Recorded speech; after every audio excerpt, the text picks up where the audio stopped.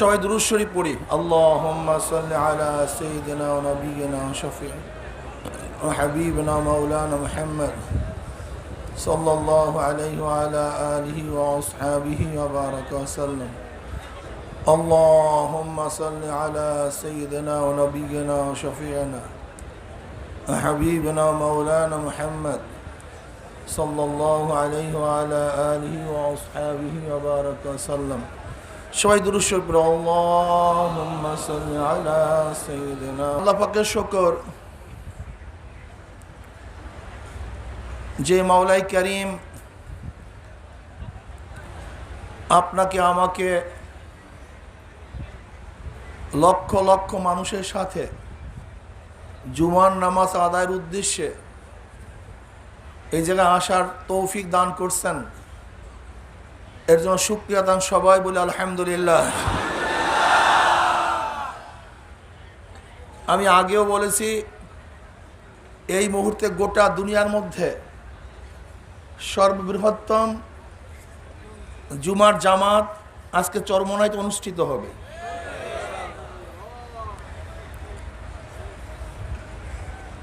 সমস্ত দিনগুলির মধ্যে শুক্রবার দিন সর্বশ্রেষ্ঠ দিন, সবচেয়ে মানুষের মধ্যে দামি হলো মোমেন, সর্বশ্রেষ্ঠ মানুষ হলো মোমেন। এই মোমেনদের কারণেই দুনিয়ার অস্তিত্ব আছে। যদি মোমেন না থাকে তাহলে দুনিয়ার অস্তিত্বই থাকবে না। যেহেতু নবী আলাইহিসসালাতু ওয়াস সালাম ফরমান, লা তাকুমুস সাআহ হাত্তা ইয়াকুলু ফিল আরদি আল্লাহ আল্লাহ, ততক্ষণ পর্যন্ত কিয়ামত হবে না যতক্ষণ পর্যন্ত গোটা দুনিয়ার মধ্যে আল্লাহ আল্লাহ বলার মতো লোক একজন থাকবে। গোটা দুনিয়ার মধ্যে একজন ব্যক্তিও যতদিন পর্যন্ত আল্লাহকে আল্লাহ বলিয়া ডাক দেওয়ার মতো থাকবে ততদিন পর্যন্ত কিয়ামত হবে না। যখন আর আল্লাহকে আল্লাহ বলিয়া ডাক দেওয়ার মতো কেউ থাকবে না, তখন আর দুনিয়াও থাকবে না, সমস্ত দুনিয়া কিয়ামত হয়ে যাবে, ধ্বংস হয়ে যাবে। তাহলে আসমানে কোনো খুঁটি নাই। আসমানের কি নাই? আল্লাহুল্লাযী রাফা'আস সামাওয়াতি বিগাইরি আমাদিন তারাউনাহা, ওই আল্লাহ যিনি আসমানকে উঁচা করছে, বিগাইরি আমাদিন, খুঁটি ব্যতীত। যা তোমরা দেখছো আজকে এই তাবু উঠাবার জন্য, শামিয়ানা উঠাবার জন্য কত বাঁশের প্রয়োজন, কত লোকের প্রয়োজন, আজকে একটা ছাদ দেওয়ার জন্য কত কিনা প্রয়োজন। অথচ আল্লাহ পাক রব্বুল আলামিন এত বড় আসমানকে উঁচা করছেন, বঙ্গোপসাগরের মাছ থেকে কোনো খুঁটি নাই, সেই মরুভূমির প্রান্তের থেকে কোনো খুঁটি নাই, না কোনো পাহাড়ের থেকে কোনো একটা খুঁটি সেট করা হয়েছে। আল্লাহ পাক রব্বুল আলামিন বিনা খুঁটিতে আসমানকে উঁচা করে ফেলাইছেন। আমার আল্লাহকে কেন আল্লাহর প্রশংসা করব? আল্লাহ পাক নিজেই বলেন আলহামদুলিল্লাহি রাব্বিল আলামিন, সমস্ত আলমের রব তিনি। আলম, পতাকাকে আলম বলা হয়। পতাকা কি জিনিস? যার মাধ্যমে কোনো দেশের পরিচয় পাওয়া যায়। যেমন সবুজ, মাঝখানে গোলাকার লাল, কোন দেশের পরিচয়? দুই তলোয়ার, মাঝখানে খাজুর গাছ। দেখেন, পতাকায় প্রমাণ করে এইটা সৌদি আরব, পতাকায় প্রমাণ করে এইটা বাংলাদেশ। পতাকাকে এর জন্য পতাকা বলা হয়, সে অন্য কাউকে পরিচয় করিয়ে দেয়, এর নাম পতাকা। তাই আলমকে আলম কেন বলা হয়? পতাকা তো দেশের পরিচয় দেয়, কিন্তু গোটা মাখলুকাত কার পরিচয় দেয়? এর জন্য আলমকে আলম বলা হয়। পতাকার দিকে তাকাও, দেশের পরিচয় পাবা। মাখলুকাতের দিকে তাকাও, আমার মাওলার পরিচয় পাবা। রব কাকে বলা হয়? রব রুবুবিয়াত। রব কি জিনিস? অস্তিত্বহীন থেকে অস্তিত্বে এনে তার প্রয়োজন মিটায়া যে তাকে পূর্ণতায় পুষায়া দেয় তাকে রব বলা হয়। এই দুনিয়ার অস্তিত্ব ছিল না, অস্তিত্ব নিয়ে আসছেন কে? আল্লাহ। আমাদের অস্তিত্ব ছিল না, আমাদের কোনো অস্তিত্ব ছিল না। হাল আতা আলাল ইনসানি হিনুম মিনাদ দাহরি লাম ইয়াকুন শাইয়্যাম মাসকুরা ইন্না খলাকনাল ইনসানা মিন নুতফাতিন আমশাজিন নাবতালিহি ফাজআলনাহু সামিয়্যাম বাসীরা। আমরা ছিলাম এক কাতরা গান্দা নাপাক, যার মধ্যে চোখের কোনো অস্তিত্ব ছিল না, কানের কোনো অস্তিত্ব ছিল না, হাতের কোনো অস্তিত্ব ছিল না, না সেখানে চেহারার কোনো আকৃতি ছিল, না সেখানে পাও ছিল, না হাড় ছিল, না লাঞ্চ ছিল, না কিডনি ছিল, কোনো অস্তিত্বই ছিল না। সেই অস্তিত্বহীন থেকে অস্তিত্ব নিয়ে আসছেন কে? আল্লাহ।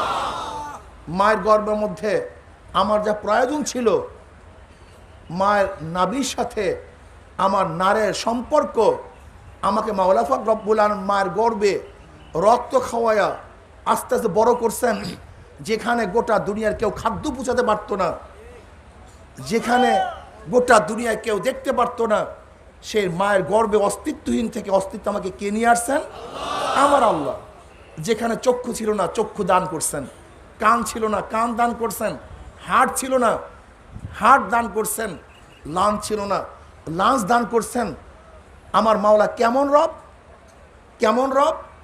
10 টাকার সাজের থেকে 10 টাকার নোট বের হয়, 100 টাকার সাজের থেকে 100 টাকার নোট বের হয়, 500 টাকার সাজের থেকে 500 টাকার নোট বের হয়। আর আমার মাওলা পাক রব্বুল আলামিন আমার মায়ের সাজের মধ্য থেকে, একই মায়ের গর্ভের থেকে 17 জন, 20 জন, 25 জন সন্তান বের করছেন, কিন্তু একজনের চেহারার সাথে আরেকজনের চেহারার পূর্ণ মিল নাই, একজনের গলার সাথে মিল নাই, একজনের চরিত্রের সাথে মিল নাই, আচরণের সাথে মিল নাই, না তাদের কোনো চোখের সাথে মিল, না দাঁতের সাথে মিল, না হাতের সাথে মিল। এ কেমন রব? আপনি রবকে চিনছেন? রব কেমন? দেখেন, আজকে আমার মার গর্ভের থেকে আমরা বের হয়ে আসছি, অথচ অরিজিন এক, অরিজিন এক, কিন্তু চেহারা ভিন্ন। অরিজিন এক, চোখের দৃষ্টি ভিন্ন। অরিজিন এক, গলার আওয়াজ ভিন্ন। অরিজিন এক, দেখা যায় দাঁত, সমস্ত দাঁতগুলি আলাদা আলাদা। অরিজিন এক, কিন্তু বৃদ্ধাঙ্গুলের যে সাপ আছে, এই সিকি পরিমাণ সাপ, এই সিকি পরিমাণের সাপ আলাদা। শুধু কি তাই? দুনিয়াতে যত মানুষ চলে গেছে, যত মানুষ বর্তমানে আছে, যত মানুষ দুনিয়াতে আসবে, এই চেহারার মধ্যে ওই আর্কিটেক্ট কে? কোন সে আর্কিটেক্ট? যত মানুষ চলে গেছে, যত মানুষ আছে, যত মানুষ আসবে, শুধু চেহারার মধ্যে গোটা দুনিয়ার কারোর সাথে কারোর কোনো মিল নেই, সব আলাদা। এতটুকু জায়গার মধ্যে এত সুন্দরভাবে ডিজাইন কে করছেন? শুধু কি তাই? যত চক্ষু চলে গেছে, যত চক্ষু আছে, যত চক্ষু আসবে, একজনের চোখের সাথে আরেকজনের চোখের মিল নেই। শুধু কি তাই? আমি গেলাম দাঁতের ডাক্তারের কাছে, ডাক্তার সাহেবকে বলতেছি, হুজুর আপনি কি দাঁতের মধ্যে আল্লাহ পাক কি কুদরাত রাখছে জানেন? আমি বললাম, তা তো আমি জানি না। তাহলে হুজুর, যখন সৈনিকরা যুদ্ধের ময়দানে যায় তখন তাদের দাঁতকে পরীক্ষা করা হয়। তাহলে কেন? এর কারণটা হলো, যুদ্ধের ময়দান হতে পারে তার চেহারা বিকৃত হয়ে গেছে, অস্তিত্ব নাই, কিন্তু তখন লাশ কিভাবে চিনবে? লাশ চেনার কায়দা হলো দাঁত। যখন এই দাঁত পরীক্ষা করা হয়, গোটা দুনিয়ার যত দাঁত চলে গেছে, যত দাঁত বর্তমানে অবস্থান করতেছে, গোটা দুনিয়াতে যত দাঁত আসবে, একজনের দাঁতের সাথে আরেকজনের দাঁতের কোনো মিল নেই। চিন্তাই করা যায় না, চিন্তা করা যায় না। আল্লাহকে, রবকে, রুবুবিয়াত কি চিন্তাই করা যায় না। শুধু কি তাই? কথা বলতেছি, এখান থেকে রগের থেকে কথা বের হইতেছে, মনে হয় যেন 2 রগ একই ডিজাইনের, অথচ আওয়াজ ভিন্ন। যে রগের থেকে আওয়াজ বের হয়, এ কেমন এক সত্তা, এমন কেমন রব যে গলার মধ্য থেকে এমন সুন্দর তার ফিট করছে, যে তারের মাধ্যমে আওয়াজ ভিন্ন হয়ে গেছে, আওয়াজ ভিন্ন। এক আওয়াজের সাথে আর এক আওয়াজের পূর্ণ কোনো মিল নেই। শুধু কি তাই? গোটা দুনিয়ার মধ্যে যত আঙ্গুল চলে গেছে, যত আঙ্গুল বর্তমানে আছে, যত আঙ্গুল গোটা দুনিয়ার মধ্যে আসবে, এই বৃদ্ধাঙ্গুলির মতো সিকি পরিমাণ জায়গা, আমাকে দেখান গোটা দুনিয়ার মধ্যে এমন কোন আর্কিটেক্ট আছে, ডিজাইনার আছে, এতটুকু জায়গার মধ্যে কি পরিমাণে রেখা দিতে পারবে আমাকে বলেন তো। সিকি পরিমাণ জায়গায়, এই সিকি পরিমাণ বৃদ্ধাঙ্গুলির জায়গার মধ্যে কি পরিমাণ রেখা দিতে পারবে?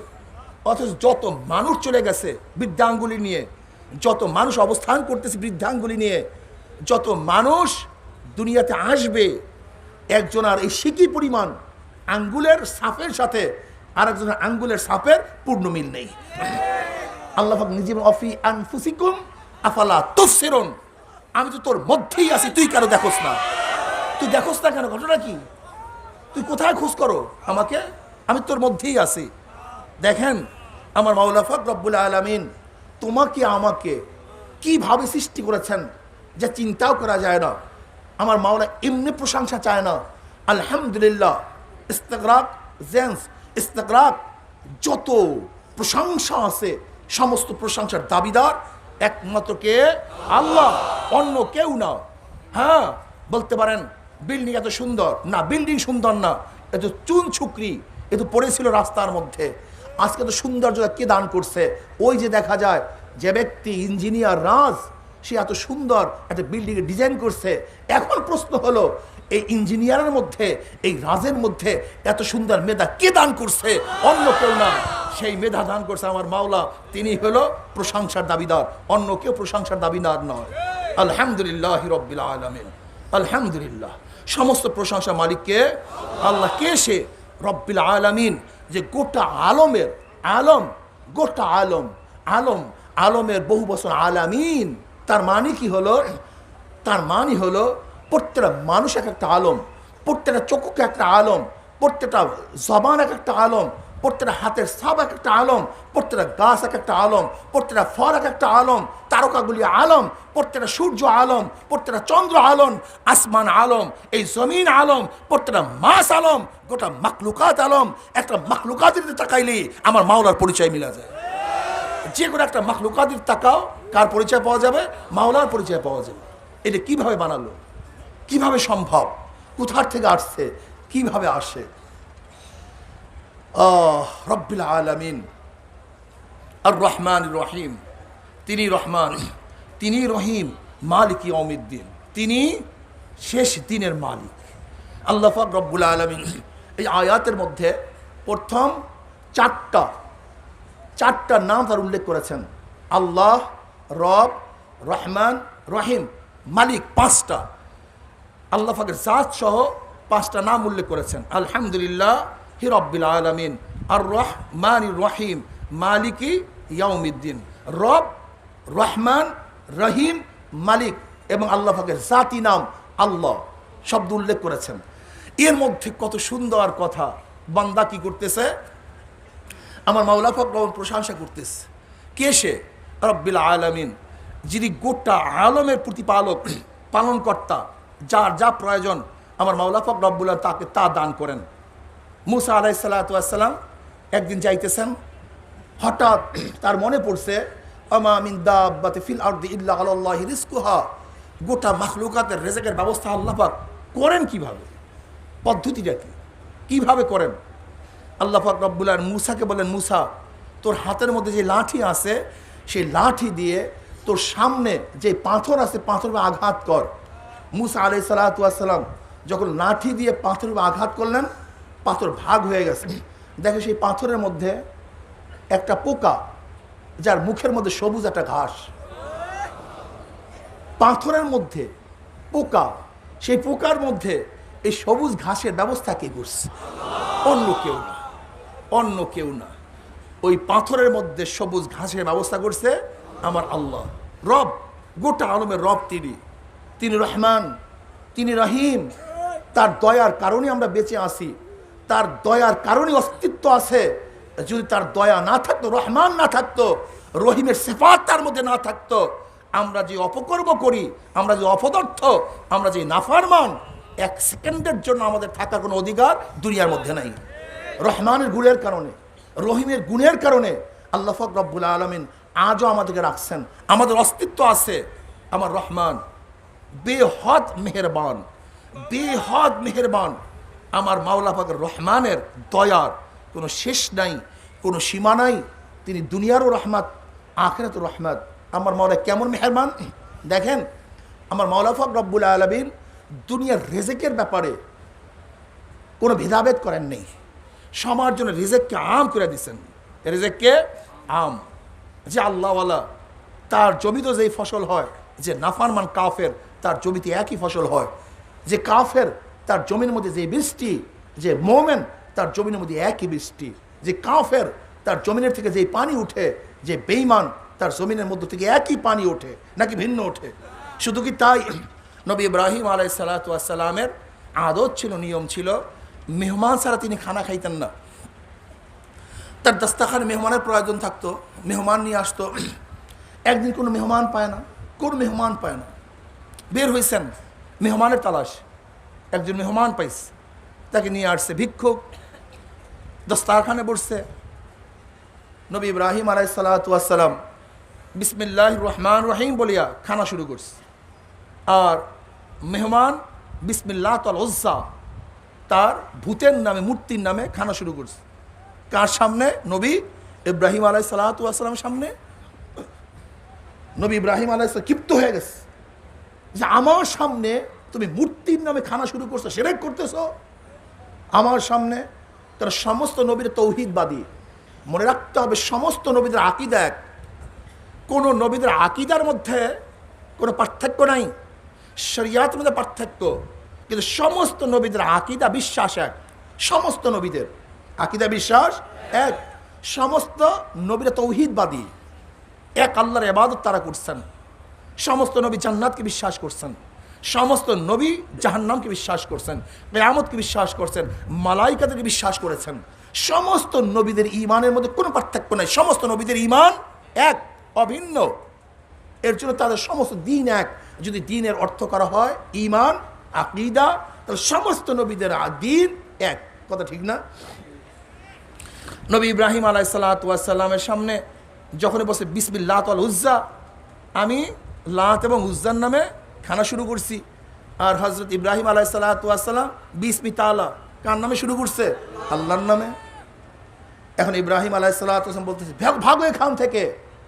যদি আল্লাহর নামে খানা না খাও তাহলে আমার দাস্তারখানে খানা খেতে পারবা না, আল্লাহর নামে খানা খেতে হবে। এখন ভিক্ষুক বলতেছে আমি তো খানা খাইতে আসছি, ঈমান আনার জন্য আসি নাই তো। আমি তো তোমার রব, তোমার আল্লাহকে মানার জন্য আসি নাই। আসছি কিসের জন্য? খানা খাওয়ার জন্য। খানা খাওয়াও তো খাওয়াও, নয়তো আমি চলে যাব, আমি ঈমান আনবো না। যাও তুমি ভাগো এখান থেকে, আমি খানা খাওয়াবো না। ভিক্ষুকে বলছে আমি ঈমান আনবো না, আমি ভুকা থাকতে পারি, কিন্তু আমি আমার ধর্মকে পরিবর্তন করব না। ভিক্ষুক চলে যাইতেছে, অমনি আল্লাহ পাক রব্বুল ইব্রাহিমকে ডাক দিয়েছে, ইব্রাহিম, ও ইব্রাহিম, আজকে তোর সামনে একবার বিসমিল্লাতুল উজ্জা বলছে, এর জন্য তোর দাস্তারখান থেকে তুই তাকে উঠাইয়া দিছ। আর 80 বছর পর্যন্ত আমার সামনে লাত এবং উজ্জার নামে খানা খায়, কিন্তু একদিন আমি তার দাস্তারখান থেকে উঠাইয়া দেই নাই, একদিন উঠাইয়া দিইনি। আমি রিজিক কাম করছি, রিজিক কাম করে দিস। নবী ইব্রাহিম আলাইহিস সালাতু ওয়াস সালাম উঠছেন, দৌড়াইতেছেন, ভাই কোথায় আসো? আমার নবুয়তগিরি যাও, যায়, তুমি জলদি আসো, খানা খাও, তোমার যা মনে চাই তাই করো, আল্লাহর নামে খানা খাওয়ার প্রয়োজন নাই, তোমার যার মনে চায় তার নামে খানা খাও। আল্লাহ পাক রিজিক কাম করে দিস। যদি রিজিক কাম না করতো তাহলে কাফের বেঈমান মুশরিকরা আজকে যে গর্ব করে, আজকে যে তাকাব্বুরি করে, আজকে তাদের সিনা যে ফুলা ফেলাইছে, না, আমার মাওলা পাক রব্বুল আলামিন রহমানের গু যদি না থাকতো, এক সেকেন্ডের জন্য তারা সিনা ফুলাতে পারতো না, এক মুহূর্তের জন্য না। আমার মাওলা রহমান, মাওলা রহমান অতি দয়ালু, বেহদ মেহেরবান, যার মেহেরবানির দয়ার কোনো শেষ নাই, কোনো সীমা নাই। এই মেহেরবান আমার মাওলায়, তিনি রহিম। যদিও রহমান মেহেরবান কাফেরদের জন্য দুনিয়াতেও, কিন্তু আখিরাতে শুধু মেহেরবান রহিম মোমেনদের জন্য। তখন শুধু মোমেন, তখন শুধু মোমেন, এখানে আর কার জন্য মেহমান হবে, মেহেরবানি করবেন না। তখন অবস্থা হবে কি? মালিক ইয়াউমিদ্দিন লিমানিল মুলকুল ইয়াউম লিল্লাহি ওয়াহিদিল কাহ্হার। লিমানিল মুলকুল ইয়াউম, আজকে দিনের বাদশাহী কার, মুলুকিয়াত কার, ক্ষমতা কার? আইনা ফেরাউন, আইনা সাদ্দার, আইনা হামান? কোথায় বাদশারা, কোথায় কারুন, কোথায় জালেমরা? আয় আজকে আমার কাছে। বুখারীর মধ্যে রওয়ায়াত আসছে, আল্লাহ পাক রব্বুল আলামিন যখন লিমানিল মুলকুল ইয়াউম লিল্লাহি ওয়াহিদুল কাহ্হার, তার কাহ্হারিয়াতের সিফাতের মধ্যে চলে আসবেন, কাহ্হারিয়াতের গুণের মধ্যে চলে আসবেন, অবস্থাটা কি হবে? সমস্ত মানুষ ভরকায়া যাবে, সমস্ত মানুষ, এমনকি নবীরা পর্যন্ত হুঁশ থাকবে না।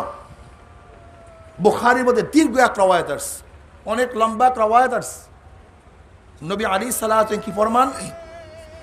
সমস্ত মানুষ উঠবে কিয়ামতের ময়দানে, তারা বলবে চলো আমরা হযরত নূহ আলাইহিস সালাতু ওয়াস সালামকে যাব। কেন? সে আউয়ালুর রাসূল, প্রথম রসুল।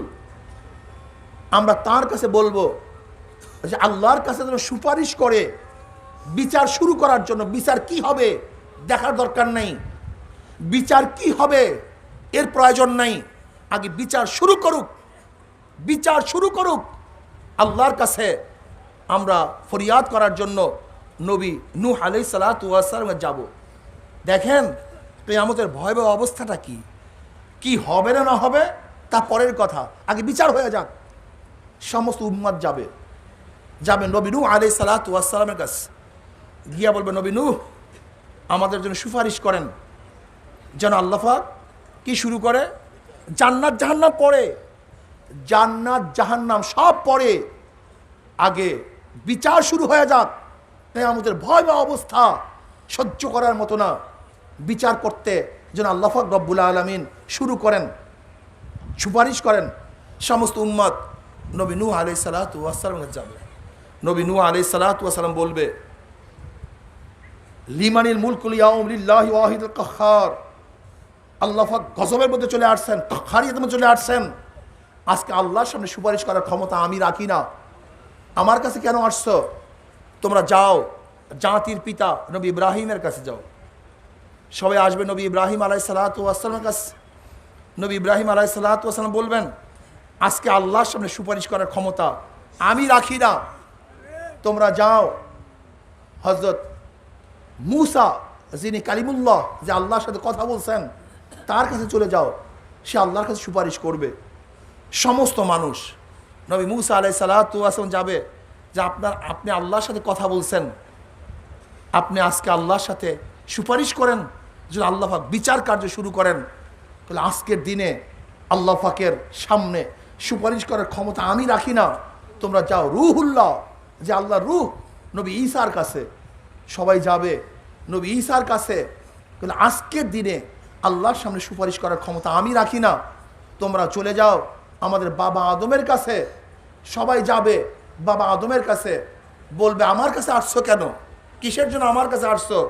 তোমরা যাও, আজকে আমি আল্লাহর সামনে সুপারিশ করার ক্ষমতা রাখি না। আখির নবী সরদার দু আলম সাইয়্যিদুল আম্বিয়া মুহাম্মদ আরবির কাছে চলে যাও।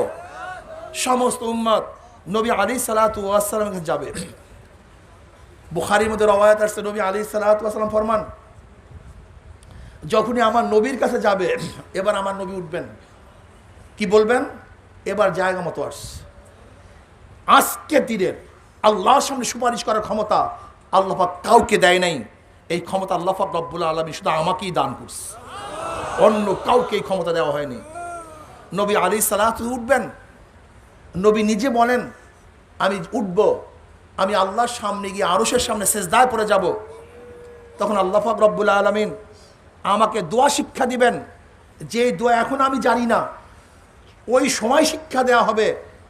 আমি ওই দোয়ার মাধ্যমে আল্লাহর কাছে সুপারিশ করব, আল্লাহ পাক রব্বুল আলামিন আমার সুপারিশকে কবুল করবেন। বলবে ইরফা আসাক, তোমার মাথা উঠাও, ইশফা তুশাফা, তুমি যে সুপারিশ করবা আমি তোমার সুপারিশকে গ্রহণ করব। তৎকালীন সময়ও আল্লাহ পাক রব্বুল মুখতারি কুল, আমার নবীকে মুখতারি কুল বানাবেন না, এই কথা বলবেন না তোমার মনে যা চাই তুমি তা করো না, তুমি চাবা দেব আমি, তুমি যা চাইতে পারো চাইতে থাকো, আমি যা দেওয়ার সব দিয়ে দেব। মুখতারি কুল, সমস্ত ক্ষমতার অধিকারী কে? একমাত্র আল্লাহ, অন্য কেউ না, মনে রাখতে হবে। দুনিয়া তো দূরের কথা, এমনকি ওই কিয়ামতের ময়দান আল্লাহ পাক রব্বুল আলামিন নবীকে এই কথা বলবেন না তোমার মনে যা চায় তাই করো, না, তোমার যা মনে চায় সুপারিশ করো, সুপারিশ করার দায়িত্ব তোমার, সুপারিশ গ্রহণ করার দায়িত্ব আমার। তৎকালীন সময় আমার মাওলা পাক রব্বুল মুখতারি কুল থাকবেন, সমস্ত এখতিয়ার, সমস্ত ইচ্ছা কার? আল্লাহ। অন্য কাউ সমস্ত ইচ্ছা হতে পারে না, একমাত্র মুখতারি কুল কে?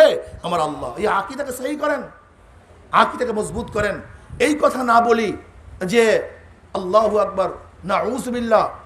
এমনও তো অনেকে আমরা বলি, কি বলি যে আল্লাহর ধন নবীকে দিয়া, আল্লাহ গেলেন গায়েব হইয়া, নবীর ধন খাজাকে দিয়া, খাজা গেছে, নবী গেছেন মদিনায় ফকির হইয়া, এখন আজমিরে বৈশা খাজা যা মনে চায় তাই করে। আপনি চিন্তা করতে পারছেন? শিরক, ডাইরেক্ট শিরক। এই কথা বলার সাথে সাথে ব্যক্তি কি হয়ে যাবে? মুশরিক হয়ে যাবে, মুরতাদ হয়ে যাবে। আমাদের মধ্যে এমন কিছু আকীদা আছে, উলুহিয়াতের দায়িত্ব, উলুহিয়াত, খোদাই শক্তি, আমরা অন্য, এই যেমন এই গজলটা সম্পূর্ণ ওই আকীদায় যারা বিশ্বাসী তাদের গজল, যে আল্লাহ পাক রব্বুল আলামিন সমস্ত ক্ষমতা নবীকে দিছে, নবী সমস্ত ক্ষমতা অলিদেরকে দিছে, খাজাকে দিছে, অলিকে দিছে। কাজী এখন আল্লাহর কাছে চাওয়ার প্রয়োজন নাই, তোমরা ওই যার মধ্যে খোদাই গুণ আছে তার কাছে চাও, সে তোমাদের সব দিয়া দিবে। এই আকীদা কাদের থেকে হইছে? মুশরিকদের থেকে। যেরকম মুশরিকরা খালেক মানে, সৃষ্টিকর্তা মানে, কিন্তু সমস্ত ক্ষমতার অধিকারী তারা মানে না। তারা মনে করে ঝোলা কলার বসন্ত এর থেকে মুক্তি দেওয়ার ক্ষমতা কালীর মধ্যে আছে, বিদ্যা বুদ্ধি দেওয়ার ক্ষমতা সরস্বতীর কাছে আছে, আপনার ধনী বানানো এবং না বানানোর ক্ষমতা গণেশের কাছে আছে, ধর্মের বিরুদ্ধে যত শত্রু মোকাবেলা করার ক্ষমতা দেবীর মধ্যে আছে, সাপে কাটিয়া মারা এবং না মারার ক্ষমতা মনসা দেবীর মধ্যে আছে, আগুনে পোড়াইয়া মারা এবং না মারার ক্ষমতা অগ্নিদেবীর কাছে আছে। যেহেতু সমস্ত ক্ষমতা ভাগ হয়ে গেছে, কাজী যার কাছে যেই ক্ষমতা আছে তার থেকে সেই জিনিস অর্জন করতে হবে। এই বিশ্বাসের কারণেই হিন্দুরা কালীর সামনে মাথা নত করে, দেবীর সামনে মাথা নত করে, সাপের সামনে মাথা নত করে, আগুনের সামনে মাথা নত করে। ঠিক এই মুশরিকদের আকীদার থেকে, বিশ্বাস থেকে আমাদেরও নাউযু বিল্লাহ নামধারী কিছু মুসলমানের মধ্যে এই ক্ষমতা চলে আসছে। আল্লাহ পাক রব্বুল আলামিন অমুকের মধ্যে এই ক্ষমতা দিয়া দিছে, কাজী তুমি যদি তাকে সন্তুষ্টি উঠতে পারো, তাকে সন্তুষ্টি উঠতে পারো, তাহলে তুমি ধনী হয়ে যাবা, তোমার বাচ্চা হয়ে যাবে, তুমি অসুস্থ থাকবে না, সুস্থ হয়ে যাবা, তোমার পদোন্নতি হয়ে যাবে, তোমার হেদায়েত পেয়ে যাবা, তুমি জাহান্নাম থেকে নাজাত পেয়ে যাবা, জান্নাতে চলে যাবা। ঠিক হিন্দুদের যে শিরকি আকীদা, ওই শিরকি আকীদার থেকে আমাদের মুসলমানদের মধ্যে বিশ্বাস ঢুকানো হয়েছে যে অলিদের কাছে এই ক্ষমতা আছে, কাজে তাকে যদি তপস্যা করতে পারো, সিজদা করতে পারো, চাইতে পারো, তাহলে তুমি সমস্ত কিছু পেয়ে যাবা। কাজে আল্লাহর কাছে চাওয়ার প্রয়োজন নেই, তুমি অলির কাছে চাও, অলি তোমাকে সব কিছু দিয়ে দিবে। জোরে বলেন নাউযু বিল্লাহি মিন যালিক। কিন্তু কিয়ামতের ময়দানও জনাব মুহাম্মদ রাসূলুল্লাহ সাল্লাল্লাহু আলাইহি ওয়াসাল্লামকে আল্লাহ পাক এই কথা বলবেন না, হে আমার নবী, তোমাকে আমি ক্ষমতা দিয়ে দিলাম, তোমার মনে যা চায় তাই তুমি করো, না। তখন আবার ইশফা তুশাফা, সুপারিশ করো, কিন্তু সুপারিশ গ্রহণ আমি করব, অন্য কেউ না। আমি মুখতারি কুল, আমি একমাত্র মুখতারি কুল, আমি আল্লাহ যিনি মুখতারি কুল, সমস্ত ক্ষমতার মালিক। অন্য কাউকে আমি ক্ষমতার মালিক সব বানাই না, এটা মনে রাখতে হবে। মালিক ইয়াউমিদ্দিন, কিয়ামতের ময়দানের মালিক কে? আল্লাহ। আহা, ইয়াকা না'বুদু, মজার কথা। এবার আসছেন, এতক্ষণ ইসমে জাহের যা হুকুমের দিক থেকে জমিরে গায়েবের হুকুম রাখে, জমিরে গায়েবের মানজিলের মধ্যে আস, বুঝেন নাই? যেমন জাইদুন জরাবা, এখানে জায়দ স্পষ্ট, লেকিন সে গায়েবের হুকুমের মধ্যে আসে না, অনুপস্থিত হুকুমের মধ্যে আসে না। যেমন ধরেন আলহামদুলিল্লাহ, সমস্ত প্রশংসা কার? কই আল্লাহ কি উপস্থিত না অনুপস্থিত? অনুপস্থিত। আলহামদুলিল্লাহ রব্বিল আলামিন, সমস্ত আলমের রব কে? আল্লাহ। কে উপস্থিত না অনুপস্থিত? অনুপস্থিত। আর রহমান রহিম, আল্লাহকে রহমান এবং রাহিম। সে উপস্থিত না অনুপস্থিত? মালিক ইয়াউমিদ্দিন, কিয়ামতের দিনে মালিক কে? সে অনুপস্থিত না অনুপস্থিত? তো এতক্ষণ সব অনুপস্থিত, গায়েব। আল্লাহ পাকের প্রত্যেকটা এসএম এবং সিফাত গায়েব, অনুপস্থিত। কিন্তু এখানে আইসে আপনি উপস্থিত হয়ে গেলেন কিভাবে? ইয়াকা নাবুদু, আমরা তোমারই ইবাদত করতেছি। এখানে হচ্ছে ইয়াহু নাবুদু, আমরা তারই ইবাদত করে দিছি। উচিত তো ছিল ইয়াহু নাবুদু, কেন এতক্ষণ সব অনুপস্থিত, গায়েব। কিন্তু এখানে আইসে ইয়াকা নাবুদু হাজির হয়েছে। উচিত ছিল কি? ইয়াহু নাবুদু, আমরা তারই ইবাদত করিতেছি। ওয়া ইয়াকা নাস্তাইন, ওয়া ইয়াহু নাস্তাইন, আমরা তার কাছেই সাহায্য চাইতেছি। কিন্তু না, এখানে আইসাই ইয়াকা নাবুদু, আমরা তোমারই ইবাদত করিতেছি। এতক্ষণ বলছি সে সে সে, হট করে আইসে বলছি তুমি। তার মানে মজার কথা, অনেক দামি কথা, অনেক প্রেমের কথা, অনেক গভীরের কথা, অনেক গভীরের কথা মনে রাখতে হবে। দেখেন, তিনটা হালাত হয়। কয়টা হালাত হয়? সালেক, আরেফ, ওয়াসেল। সালেক, আরেফ, ওয়াসেল, এই তিন ধরনের হালাত বান্দার মধ্যে পয়দা হয়। সালেক কাকে বলা হয়? যে খারাপ কাজ থেকে নিজে হেফাজত করে ভালো ভালো আখলাক গুণ অর্জন করছে। আখলাকে হামিদা, কথা ঠিক না? আফআলের রাজিলার পরিবর্তে আখলাকে হামিদা, যে খারাপ গুণকে বাদ দিয়ে সুন্দর সুন্দর গুণ অর্জন করছে, একে বলা হয় সালেক। একে কি বলা হয়? সালেক। আরেফ, আরেফকে যে দুনিয়ার সমস্ত সংস্রব, দুনিয়ার সমস্ত জিনিসকে ত্যাগ করে আল্লাহর পথে রওনা করছে, সত্তাকে পাওয়ার জন্য রওনা করছে, তাকে বলা হয় আরেফ। ওয়াসেলকে, ওয়াসেল হলো যে আল্লাহ নূরের মধ্যে ডুব মারছে। অতাবাত্তাল ইলাইহি তাবতিলা, অতাবাত্তাল ইলাইহি তাবতিলা, এর মধ্যে আর কোনো ডাইন নাই, বাম নাই, সামনে নাই, পিছনে নাই। প্রথম ইয়াকা নাবুদু আগ পর্যন্ত দুই ধরনের মানুষের বর্ণনা হয়েছে, যারা আল্লাহ পাকের গুণকীর্তন, সেফাত, জিকির, আসকার, ফেকের এর মাধ্যমে আমার মাওলা পাক রব্বুল আলামিনের অস্তিত্ব পেয়ে গেছে। যে হ্যাঁ, আলহামদুলিল্লাহ রব্বিল আলামিন আর রহমানির, এই জিকির ফেকের, তিনি রব, তিনি রহমান, তিনি রহিম, তিনি মালিক, তিনি পালনকর্তা, তিনি দয়ালু, তিনি মেহেরবান। কিয়ামতের ময়দানে তিনি মালিক, তিনি পালনেওয়ালা, তিনি খানেওয়ালা, দেখানেওয়ালা, মাননেওয়ালা, বাঁচানেওয়ালা, ইজ্জাত দেনেওয়ালা, বেইজ্জতি করনেওয়ালা, সম্মান দেয়, তিনি সব কিছু করে। কি আসমানকে সৃষ্টি করে তিনি, জমিনকে তিনি, সব কিছু তিনি তিনি তিনি তিনি তিনি তিনি জিকির করতে করতে করতে করতে, তার স্মরণ করতে করতে, তার সম্পর্কে গবেষণা করতে করতে মনে হয় যেন যার এতক্ষণ স্মরণ করছি, জিকির ফিকির করার কারণে সে আমার কাছে হাজির হয়ে গেছে, এখন আমার মধ্যে চলে আসছে ইয়াকা নাবুদু, আমি তোমার ইবাদত করতেছি। এখন তুমি আর অনুপস্থিত নাই, এখন তুমি আর অনুপস্থিত নও, তুমি আমার সামনে। ইয়াকা নাবুদু, মুশাহাদা, এই মুশাহাদা চলে আসছে, মুশাহাদা চলে আসছে। এর জন্য আল্লামা বাইজাবি রহমতুল্লাহ আলাই এই ব্যাপারে বিশদ আলোচনা করেছেন, অনেক সুন্দর আলোচনা করেছেন, যে এতক্ষণ পর্যন্ত সালেক আরেফ গায়েবের স্তরে থাকার পরে, যখন তার মাওলার জিকির আসকার করার পরে আমার মাওলা পাক রব্বুল আলামিন অস্তিত্ব তার সামনে চলে আসছে, এখন তাকে সে গায়েব মনে করে না, অনুপস্থিত মনে করে না। এখন ইয়াকা নাবুদু, মওলা আমি তোমারই তো ইবাদত করিতেছি।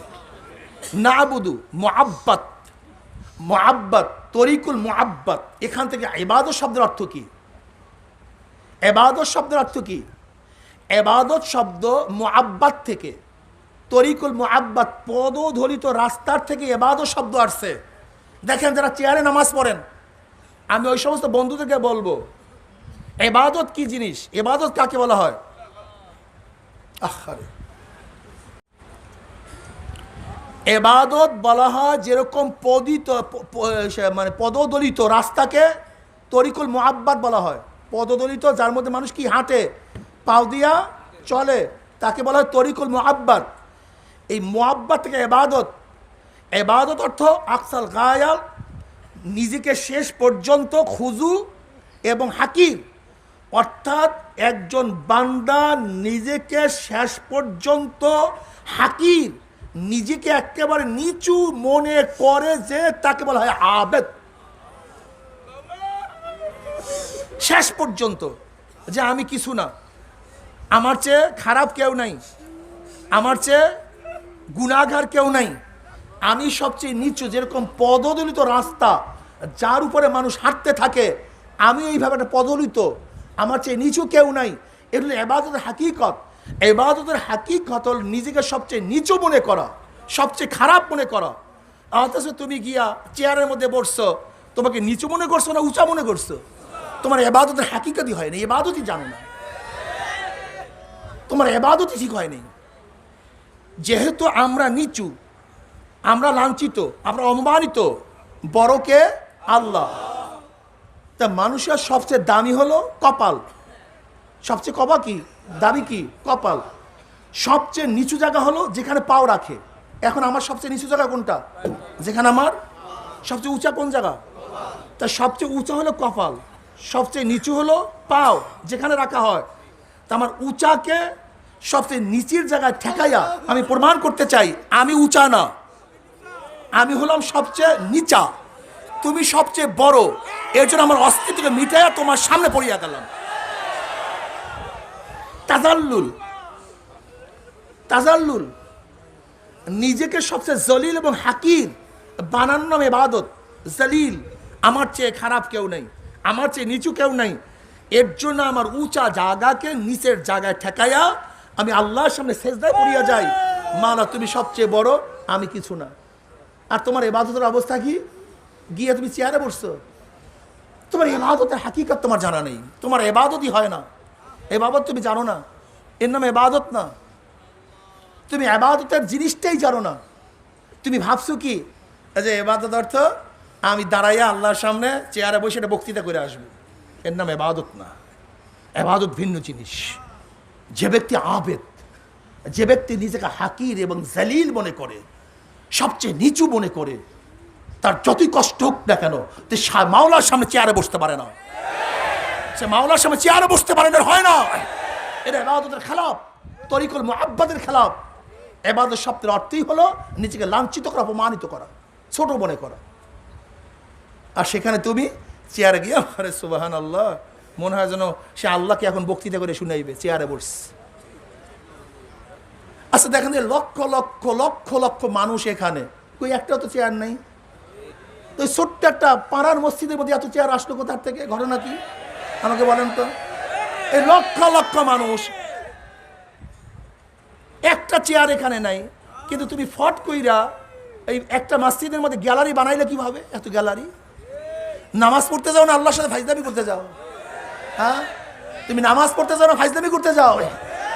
যদি তুমি আবেদ হইতে, আবেদ তরিকুল মুআব্বাদ থেকে আবেদ, তুমি যদি আবেদ হইতা তাহলে নিশ্চয়ই তুমি আল্লাহর সামনে চেয়ারে বসতে পারত না।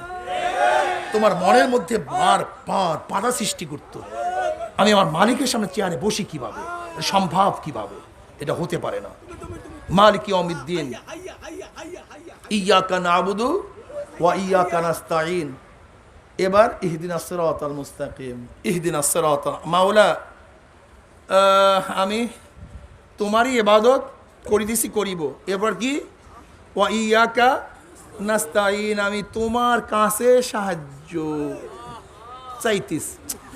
যখন আমার হাল পয়দা হয়ে গেছে, আমি তোমারই কাছে সাহায্য প্রার্থনা করিতেছি। এখন আল্লাহ পাক প্রশ্ন করছে, কি সাহায্য চাও? তুই চাও কি আমার কাছে? তুই আমার কাছে চাও কি? যখন ভাব এইভাবে পয়দা, তোমরা যে নামাজ পড়ো লামুসাবিদের এই হালাত পয়দা হবে কিভাবে? তারা তো হাত মারবে কখন এই চিন্তা আছে।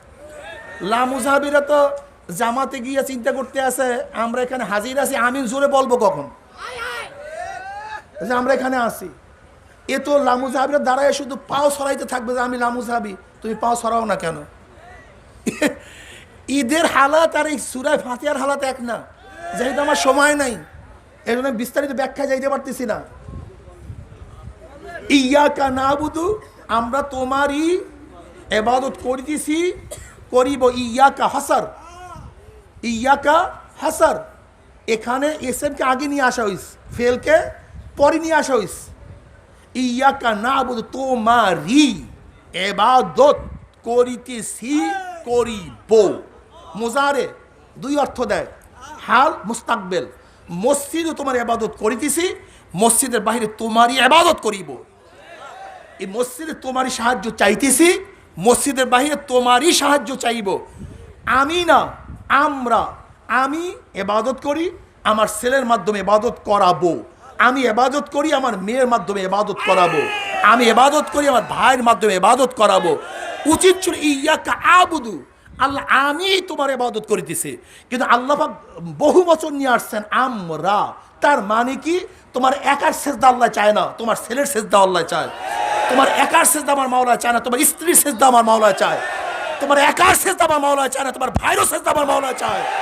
তোমার একার সেজদা আমার মাওলা চায় না, তোমার কর্মচারীর সেজদা আমার মাওলা চায়। তোমার একার সেজদা মাওলা চায় না, তোমার ছাত্রদের সেজদা মাওলা চায়। তোমার একার সেজদা আমার মাওলা চায়, তোমার অধীনস্থ সবাই সেজদা আমার মাওলা চায়। ওই শেখ হাসিনার একার সেজদা মাওলা চায় না, গোটা জনগণ যেন মাওলাকে সেজদা দিতে পারে সেই ব্যবস্থা করতে হবে। ইয়াকা নাবুদু, ইয়াকা নাবুদু, হে কোম্পানির মালিক, তোমার একার সেজদা আমার মাওলা চায় না। তুমি যেরকম আল্লাহকে সেজদা করো, তোমার কোম্পানির মধ্যে যেই কর্মচারীরা আছে, ইয়াকা নাবুদু, আল্লাহ আমিও তোমার ইবাদত করিতেছি, আমার কর্মচারীর দ্বারাও তোমার ইবাদত করাইব।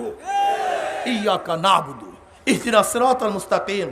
এখন যখন আমি প্রশ্ন করছি ইয়াকা নাবুদু ওয়া ইয়াকা নাস্তাইন, আল্লাহ আমাকে সাহায্য করো, এখন আল্লাহ প্রশ্ন করছে কিসের সাহায্য করব, তুই কি সাহায্য চাও? এবার আমি যত নিয়ামত আছে, যত নিয়ামত আল্লাহর আছে, সমস্ত নিয়ামতের সর্বশ্রেষ্ঠ নিয়ামত আমি বল ইহদিনাস সিরাতাল মুস্তাকিম, আল্লাহ হেদায়েতের পথ দেখায় আমাকে সাহায্য করো। আমি হেদায়েত চাই, অন্য কিছু চাই না, আমি হেদায়েত চাই। এই হেদায়েত আল্লাহ পাক রব্বুল, আসলে আজকে আমার বলার উচিত ছিল হেদায়েত কিভাবে দেয়, হেদায়েতের প্রক্রিয়া পদ্ধতি কি। আল্লাহ বাইজাবি রহমতুল্লাহ আলাই এই হেদায়েতের 4টা প্রক্রিয়া, অনেক হেদায়েতের পদ্ধতি প্রক্রিয়া আছে। এখানে আল্লাহ পাক রব্বুল আলামিন কাছে আমরা ইহদিনাস সিরাতাল মুস্তাকিম হেদায়েত চাই। এখানে 4 ধরনের হেদায়েতের কথা বলা হয়েছে। ইফাজতুল কুওয়া, আল্লাহ পাক রব্বুল আলামিন মানুষকে কীভাবে হেদায়েত দেয়, হেদায়েত দেয় তার মধ্যে এমন শক্তি, মেধার শক্তি, চিন্তার শক্তি, তার অঙ্গ প্রত্যঙ্গ শক্তি, ভাবনার শক্তি, খোঁজার শক্তি। হেফাজতুল কুওয়া, আল্লাহ পাক রব্বুল আলামিন একজনকে হেদায়েত দেন বিভিন্ন ধরনের শক্তি তার মধ্যে দান করার মাধ্যমে। আল্লাহ পাক রব্বুল আলামিন তাকে রাহনুমাই করেন। কি কথা ঠিক না? যাই হোক, আল্লাহ পাক আমাদের সবাইকে হেদায়েত দান করেন, আমাদের সবাইকে হেদায়েত নসিব করেন। আল্লাহ পাক রব সবাইকে হেদায়েত দান করেন। হেদায়েত সবচেয়ে দামি, এর চেয়ে দামি কোনো জিনিস নাই, এর চেয়ে দামি কোনো জিনিস নাই। কেউ যদি মনে করেন হেদায়েত তো আল্লাহ দিবে, কাজে চরমনে আসবো কেন? এখানে প্রশ্ন, এই প্রশ্নর জবাব দেওয়ার জন্য আসলে এতক্ষণ আমার বয়ান করছিলাম। খাওয়ার মালিককে কথা বলেন, সুস্থ করার মালিককে, ঔষধ খাইলেন কেন? সুস্থ করার মালিক আল্লাহ, ঔষধ কেন খাইলেন? রিজিক দেওয়ার মালিক আল্লাহ, ব্যবসা কেন করলেন? চাকরি কেন করলেন? এইটার যে জবাব, চরমনে আসার একই জবাব, এই একই, আর কিচ্ছু না। সুস্থ করার মালিক, ঔষধ খাইলেন কেন? কথা বলেন না কেন? হাসপাতালে ভর্তি হলেন কেন? আপনারা সবাই কথা বলেন, কথা বলেন না কেন? সুস্থ করার মালিককে, ঔষধ খাইছেন কেন? হাসপাতালে ভর্তি হয়েছেন কেন? রিজিক দেওয়ার মালিককে, চাকরি করলেন কেন? ফসল করলেন কেন? হেদায়েতের মালিককে, এখানে আসছেন কেন? কিছু না, এই একই। তবে হ্যাঁ, মনে রাখতে হবে, যেরকম ঔষধ খাইলেই রোগ ভালো হয় না, চাকরি করলেই রিজিকের ব্যবস্থা হয় না, কৃষি করলেই হয় না, ওসিলা তো ওসিলা, সে রব না। ওসিলা ওসিলা, রব না। এই সমস্ত জায়গায় হেদায়েত পাওয়া যায়, কিন্তু হেদায়েতের মালিক আল্লাহ। এখানে আসলে হেদায়েত পাওয়া যায়, পাবিনি গ্যারান্টি নেই। যাকে আল্লাহ পাক হেদায়েত দিবেন সে হেদায়েত পাবেন, যাকে হেদায়েত দিবেন না সে হেদায়েত পাবে না। আমি কথাটা বুঝাতে পারছি? এর জন্য হেদায়েতের জায়গায় যাইতে হয়। অনেকেই মনে করেন কেন আমরা যাব? তুমি কি দেখো নাই গাধা আল্লাহ পাক কি বলেন? অবতাগু ইলাইহিল ওয়াসিলা। এই ওয়াসিলা কি? আল্লাহ পর্যন্ত পৌঁছাবার ওয়াসিলা কি? নামাজ, রোজা, হজ, যাকাত, ইলম, চেষ্টা, ফিকির, যত কিছু জান্নাত পর্যন্ত পৌঁছানো যায় সবই ওসিলা। কি কথা ঠিক না? এই চরমোনায়ের ময়দানে আসাও ওরই একটা অংশ, এটা একটা ওসিলা। ওসিলা একটা না, লানাহদিয়ান্নাহুম সুবুলানা। আল্লাহ পাক রব্বুল আলামিন পর্যন্ত পৌঁছাবার আল্লাহ পাক রাস্তা একটা বাতাবেন না, কোটি কোটি রাস্তা হতে পারে, যে রাস্তা কোনো শেষ নাই, কোনো কি নাই, কোনো সীমা নাই।